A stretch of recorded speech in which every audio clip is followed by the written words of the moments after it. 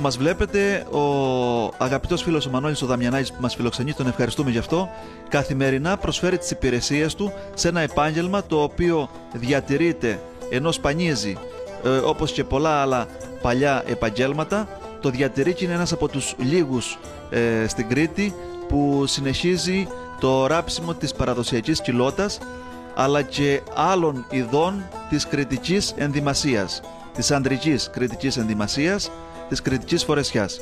Μανώλη, σε ευχαριστούμε για την παρουσία σου στο λαογραφικό μέρος της σημερινής εκπομπής. Καλώς σε βρίσκουμε στο χώρο σου εδώ στο εργαστήριό σου στην Αγία Βαρβάρα και καλές δουλειές. Και εγώ σας καλωσορίζω με τη σειρά μου στο μαγαζί μου. Θα πούμε διάφορα πράγματα σήμερα, πώς φτιάχνετε μια κοιλώτα. Θα τα δούμε στην πορεία.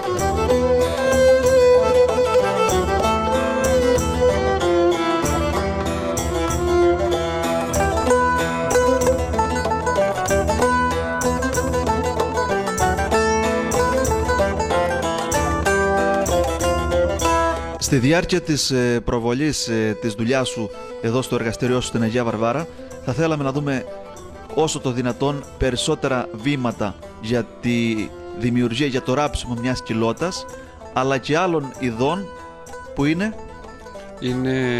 το μαντίλι το πλεκτό, το σφεντίλι ή κεφαλομάντιλο, η γυλαίκο, η φαντή ζώνη. Αυτά είναι τα βασικά που αποτελείται μια στολή. Αυτά δηλαδή που φτιάχνουμε εδώ πέρα.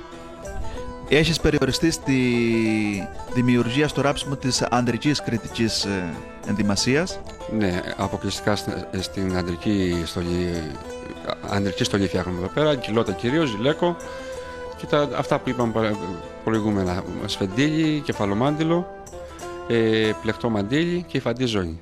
Ενώ υπάρχει η δυνατότητα να παρουσιάσεις ολόκληρη τη κρητική ανδρική στολή και με τα στιβάνια, με τη συνεργασία που διατηρείς με το γειτονικό σου εδώ κατάστημα. Με τον Ινιεράκη, τον Μιχάλη, είμαστε εδώ πέρα γειτόνοι, καλοί φίλοι, συνεργαζόμαστε ούτως ή άλλως η κρητική στολή.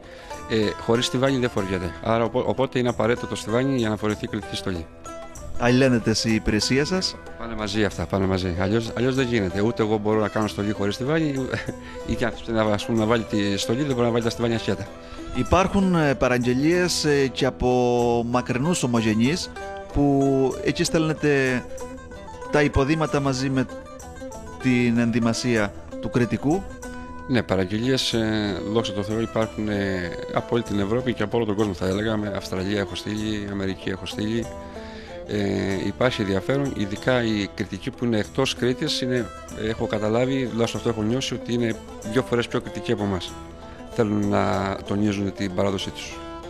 Δεν θα υπάρχουν αρκετοί που να μην έχουν την κρητική στολή αναφερόμενος στους ομογενείς ανά τον κόσμο, ενώ μέσα στο νησί οι περισσότεροι δεν έχουν κρητική στολή. Κάπως έτσι το αντιλαμβάνω. Και εγώ το πιστεύω ότι οι ομογενείς που είναι εκτός Κρήτης, η μεγάλη πλειοψηφία έχουν κριτικές στολές. Στην Κρήτη σιγά σιγά αρχίζει και διαδίδεται. Δηλαδή το καλό είναι ότι οι παραγγελίες πλέον είναι κατά 90% νέοι άνθρωποι από ηλικίας από 8 από 9 χρονών έως 70-80 χρονών που είναι ηλικιωμένοι. Αλλά κυρίως το μεγαλύτερο ποσοστό είναι σε μικρές ηλικίες. Και αυτό είναι πολύ θαρρυντικό για να κρατηθεί η παράδοση. Αυτό δείχνει αισιοδοξία από σένα, Μανώλη, για τη δουλειά σου σε μια δύσκολη εποχή. Εκτός από τις παραγγελίες που έχεις από τα χορευτικά συγκροτήματα που επιβάλλεται να εμφανιστούν σε κάποιες εκδηλώσεις με την κρητική στολή, έχεις και άλλες παραγγελίες παρά τις αντίξωες οικονομικές δυσκολίες που αντιμετωπίζει ο κόσμος για τη κοιλώτα και για τα στιβάνια. Σίγουρα. Τα στιβάνια τα φτιάχνει ο Ινιεράκης, δεν είμαι υπεύθυνος εγώ. Απλά προσπαθούμε κι εμείς να πάμε σύμφωνα με τους καιρούς, κάνουμε ό,τι εκτός μπορούμε. Ξέρουμε ότι στον κόσμο μέσα ζούμε, δεν είμαστε ουρανοκατέβατοι. Ξέρουμε τι γίνεται, προσπαθούμε να κατεβάσουμε τις τιμές για να κάνουν όσο γίνεται περισσότεροι τη στολή που θέλουν. Προσαρμοσμένες λοιπόν οι τιμές στις δύσκολες συνθήκες οικονομικές, αυτό για να μην διστάσουν όσοι θέλουν να παραγγείλουν μια κριτική στολή, να σε πάρουν τηλέφωνο ή να σε βρουν στο κατάστημά σου εδώ στην Αγία Βαρβάρα, στο κέντρο της Αγίας Βαρβάρας, παραπλεύρω στην κεντρική εκκλησία προς Μοίρες. Όλα είναι συζητήσιμα, υπάρχουν διάφορες ποιότητες αποφάσματα, υπάρχει και ακριβή λύση, υπάρχουν και οικονομικές λύσεις, υπάρχουν τιμές για όλες τις τσέπες. Δηλαδή πιστεύω ένας που θέλει να κάνει μια στολή θα την κάνει. Όταν θα μπει εδώ μέσα θα την κάνει.